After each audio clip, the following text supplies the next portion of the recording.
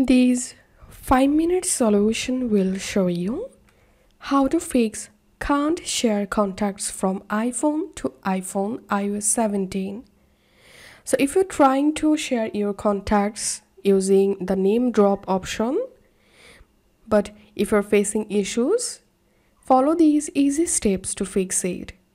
The first solution is open your phone or contact app and tap on My Card.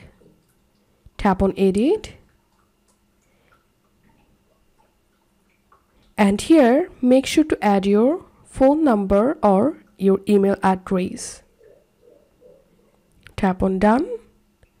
And then you can customize your contact poster. After doing this, check the issue. The second solution is go to your iPhone settings. If you turn on airplane mode, make sure to disable the airplane mode and enable Wi-Fi or cellular. Then check the issue.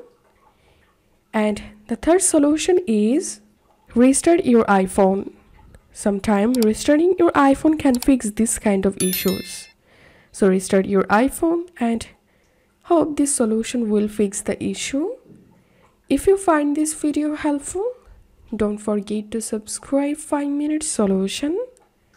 See you in the next video.